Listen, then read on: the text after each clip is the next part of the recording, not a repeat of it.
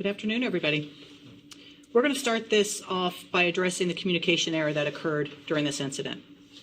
And as a parent, I want you to know that I certainly understand the frustration and the concern that our community felt when those conflicting messages went out. So here's what we know, and we're going to give you a timeline. At 5:27 a.m., a shelter-in-place message was sent to contacts to those who have signed up for the Warren Central Texas within the designated radius. At 6:30 a.m., a follow-up message lifted the shelter-in-place, replacing it with an avoid the area due to heavy police presence. At 6:59 a.m., AISD police leadership was briefed to ensure they were aware of the situation and the status of the suspect, who remained outstanding. At 8:31 a.m., a follow-up message was again shared advising contacts to avoid the area due to that heavy police presence. At 8:57 a.m., the final message was sent advising contacts to resume normal activities due to the suspect being in custody. Again, we recognize the seriousness of this mistake, and we are reviewing this breakdown to ensure it does not happen again. Communication in moments like this are critical. But I can say this, we work every day and we work very well with AISD, and I am very happy with that relationship. We share a lot of goals together and we work very closely together, and that's going to continue, and it's only going to improve as we move forward. APD is also working with the Austin Emergency Management to collaborate with partner agencies even outside of AISD, such as other area school districts, and discuss opportunities for improvement, including conducting tabletop exercises to ensure that all personnel are trained and understand their roles during a critical incident. It is important to standardize these things to ensure that everyone knows what their roles and their responsibilities are. Listen, we are an agency that is a learning culture, and as we understand that there is room for improvement, we will continue to grow and continue to make those improvements as we move along. And I will now turn it over to Chief Sneed. Thank you, Chief Davis. Good afternoon.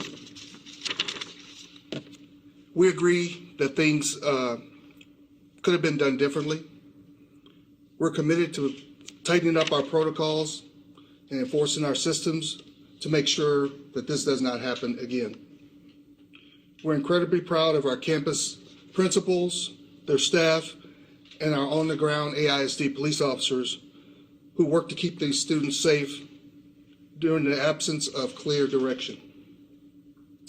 AISD and the City of Austin will be working together to improve communications and plans for how any community incidents can impact our school operations and our campus communities. Our current protocols focus on when students are present at campus, and we've identified these transition periods as gaps in our emergency planning.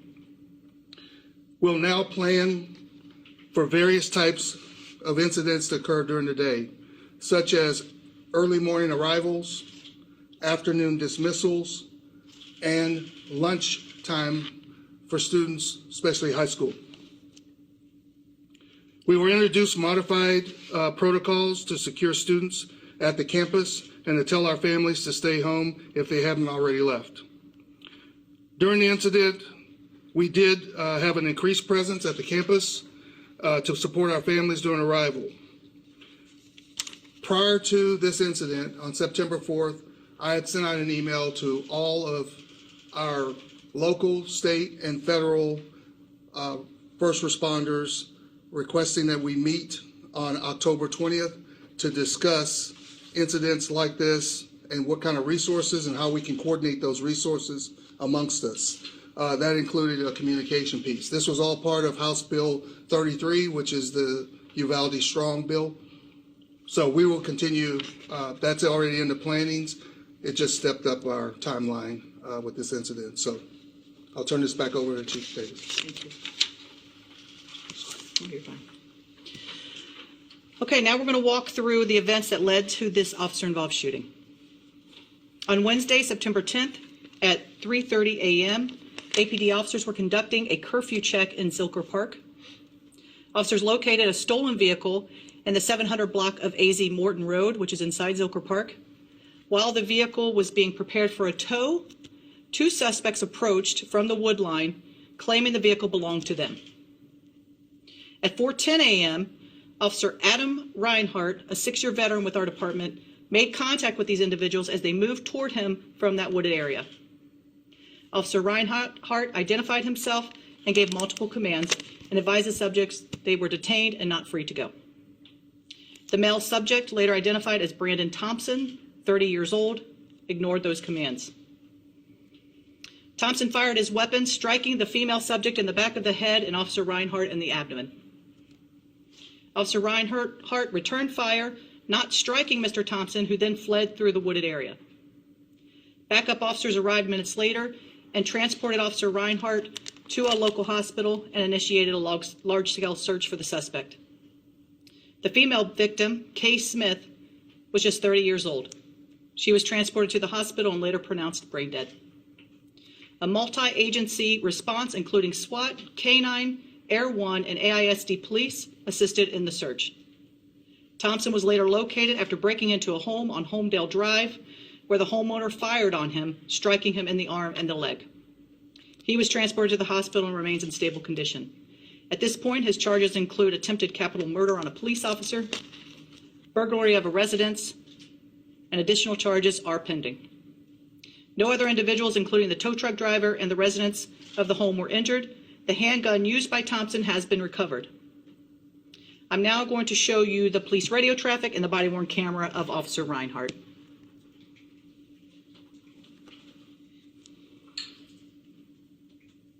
Maybe it was GR4 over there. 2 people coming out. I think the vehicle wants them.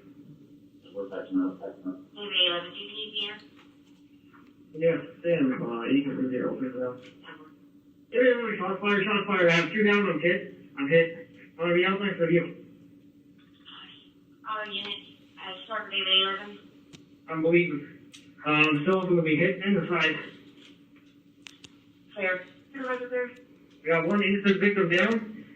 Shot by the suspect. Suspect's a white male, green shirt. I don't know if he made it back in the woods or if he went down or not. 10-4. Now we'll take a look at the body-worn camera.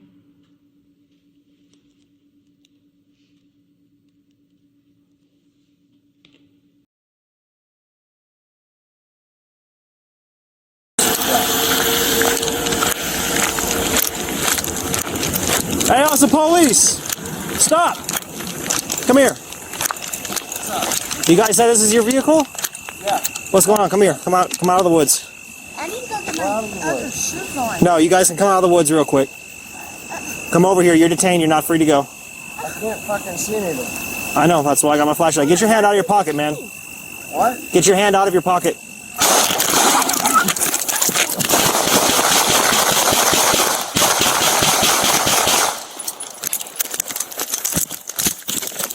David 11, shots fired. I have 2 down. I'm hit. It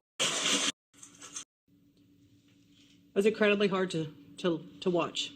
And so you can see from that, as they're exiting the wood line, he appears to be about 5 feet behind her. At that point, our officer does not have his weapon pulled. When he gives that second command to show me your hands, he pulls the gun, hitting Kay in the back of the head. He then continues to fire where he strikes the officer in the abdomen. And so at that point, the officer was able to get his gun off and fire several shots. And again, during this incident, Kay Smith, 30 years old, was critically injured and declared brain dead. Our hearts are with her family, and we extend our deepest condolences as they grieve for their daughter. This is a senseless act of violence that cut short a young life far too soon, and violent crime of this nature is devastating and unnecessary and is felt by our entire community. I also want to commend Officer Reinhardt, who showed remarkable courage and bravery in the face of danger. As you saw, he was alone at the time, making commands to 2 individuals, and then was shot in the line of duty. Despite being seriously injured, he remained calm, professional, and clear in his communication. He immediately broadcast critical information about the suspect, the scene, and the threat to other officers. His actions under extreme pressure allowed other officers to respond quickly and safely. Even after being struck, he held the scene until backup arrived and ensured the safety of the community around him. We are grateful that he is released from the hospital. I'm glad to say recovering at home with his wife. His professionalism and courage exemplifies what it means to serve the Austin community. And I'm incredibly proud of him, and I'm incredibly proud to say that he is a member of our Austin Police Department. He reflects the very best of us in law enforcement. We ask the community to continue keeping Officer Reinhardt in their thoughts as he recovers. In addition to Officer Reinhardt, I want to recognize the outstanding work of our specialized units during this case, our K-9 officers, SWAT team, the Air 1 unit, and his fellow officers who transported him to the hospital. I also want to thank Dell Medical Center for their exceptional work on our officer. This was a strong coordinated response and demonstrates the dedication and professionalism of your Austin Police Department and department as a whole. Together, these men and women exemplified our mission to protect and to serve this community with courage and with skill. Again, that's very hard to watch, and believe me, as a police chief, to hear that one of your officers has been shot is one of the most terrifying things you can imagine. So again, how this turned out and the fact that our officer's been released from the hospital, to me, is a win. These officers did a fantastic job, and I'm very proud of all of them. I will now open it up for some questions. So with Brianna, then go to Meredith. First of all, thank you guys so much for doing this briefing so shortly after this happened. I did want to get back to the communication apparent breakdown between the city and police department advising school not to go in session and the district still making that decision. Can you explain, I know you're talking about wanting to fix this in the future, but can you explain how that happened in this case? Is that for me or for Chief Sneed? Either one. Do you want to start? I'll take it, yes. So, great question, first of all. What many of you may not realize, we run over 600 buses a day. When you're talking about elementary school buses leave the terminal at 5 a.m. There are kids already on the bus, already en route to schools at this particular point in time. So the focus was obviously securing the campus as kids were arriving at the campus. We don't want to get into focusing so much on the past on this piece, because we understand that the communication piece was a failure, and we're just working on, as we mentioned earlier, improving our communication as it moves forward. Go to Meredith and then Austin. Just to follow up on something, is there necessarily someone who's at fault? Did someone push the button incorrectly? You're talking about for the changing it from the shelter in place to the avoid the area? Correct. Listen, as we move forward, and again, we are a culture of learning. I am not going to talk about two frontline supervisors that may have done, that we are about moving forward, and we are about how do we ensure this does not happen again. And so that is it. And as we move forward and we're talking and working more closely, even more closely with AISD and our other partners about this as we move forward, doing tabletop exercises, talking about standardized processes and what is your role and responsibility in this as we move forward, all of us will get better with this. You talk about an incident that it started out as an officer-involved shooting. And then to evolve into what it did is a very rare circumstance. It is a very rare circumstance. And so to me, as we look forward, I'm excited to move into those tabletop exercises to talk about how what everyone's roles and responsibilities are. I think that there's absolutely room for improvement, as has been shown, but we are both committed to that. The organization, AISD, the Austin Police Department, we are all committed to that and making that happen. For Chief Sneed. Yep. Hey Chief, we reported a story this morning about a phone conversation you had with Chief of Staff Henderson, in an email a city attorney sent you recommending to close the schools around 7 a.m. What conversations were you having directly with APD officials before those 7 a.m. communications? There wasn't any communication before that 7 a.m. conversation. So we hadn't had any conversations. So the focus at that particular point in time is where are we in the transition period? As I mentioned earlier, our protocols focus on students already on campus. And I've been here for over 14 years. We have these incidents every day where we go into some level of standard response protocols, or SRPs, right? Our SRPs were not designed for arrivals, dismissals, or lunchtime. That is the area that we're focused on tightening up, along with working with our partners in our communication piece. So that's where we are. Let's go to Jamal and then Melanie. This is for either Chief Davis or Chief Sneed. Could it also just be that the situation was just so rapidly developing, like you mentioned, that maybe just the communication breakdown just existed because of how dynamic the situation was? Is that something that maybe you can look back on and try to, evaluate? Yeah, I think it's absolutely fair to say, but at the end of the day, it's still about how do you learn from those mistakes and get better. And that's where we are always moving toward that continuous improvement. Thank you, Chief. Melody from Innovation 62. The suspect and the woman were related? Like they were a couple, or? I believe they were boyfriend-girlfriend. But it was a woman married. I have a question. Has the suspect given a reason why he shot her in the head? And also, I saw a dog in the video. Did anything happen to the dog? We have not been able to locate the dog. We are looking for him. But as far as a motive, no, none has been given. Meredith and Brianna. Our records show that this officer has been involved in multiple officer-involved shootings. Can you talk to me about how an officer goes back out after this, after multiple times, to continue to do the job? Right, and do it so well. I mean, you saw the video. What an excellent job he did. I thought, looking at that initially, I thought he must have had some serious military training or something, but he did a fantastic job. I think it is it is about him, it's about the individual, and speaks to his strength and his character and able to come back from that. And hopefully it's about taking advantage of resources that we have. I know he has a very strong family. His wife was by his side immediately. He has very strong ties with his family, and that is always important to do. But to go through a few officer-involved shootings is a big deal. And to have an officer that comes back and regularly and continues to do the job and to do the job well, I think it speaks to his character. Do we know how the suspect got the gun and if he still had it by the time he was near Barton Hills Elementary? The gun has been recovered. So we have the gun. The gun has been recovered. Do we know if he had it when he was near students? We know he had it when he broke into the home. Okay. So we do know that. Let's go. Do you still have a question, Leah?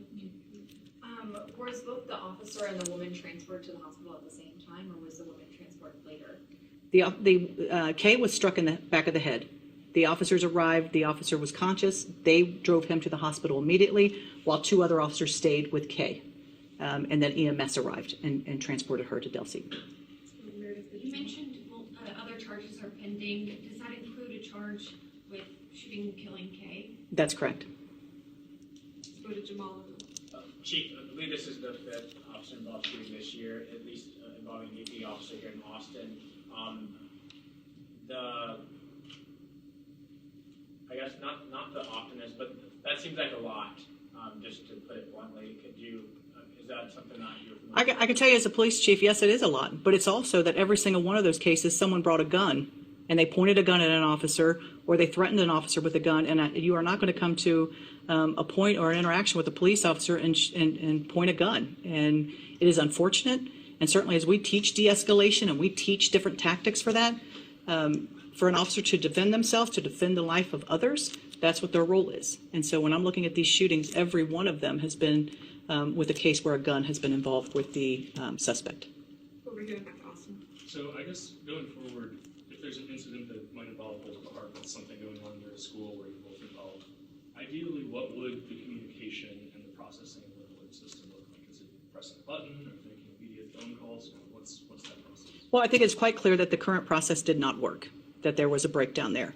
And so as we move forward, how are we evolving from that? And again, getting better, getting to a point where we all feel very comfortable and very aware of what is occurring. And again, what is your role in this? That's where we're moving to.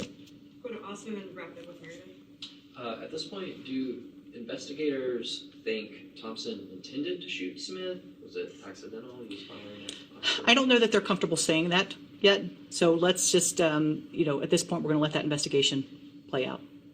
Last question for Meredith. The suspect had a criminal history, and this seems to be the case often.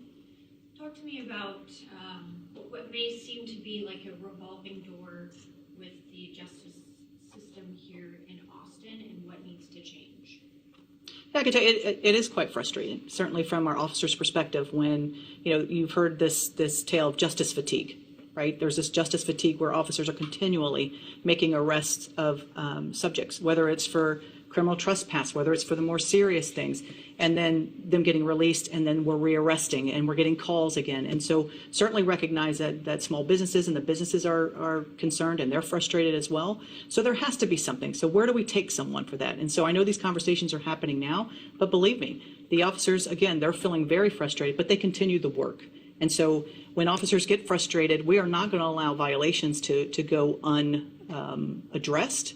And so as we move forward with that, it is that. And I want to get out of this continuous loop. And how do we get people the help they need? Recognize that there are people that fall into that category, but there are unfortunately people that need to be put in jail. And that is the reality. Can you talk about the complexities of dealing with a lockdown situation when kids are arriving or when they're leaving? I'd like to reiterate what I said earlier. The processes that we had in place, the protocols we had in place are designed for our students that are already on campus. I feel like my team does that extremely well. What we did not and had not built into it was when kids are on their way to school, out at lunch, or leaving school, how we address those. And so that's what we're going to really be focused on, along with working with our partners in building up our communication. Thanks so much, guys.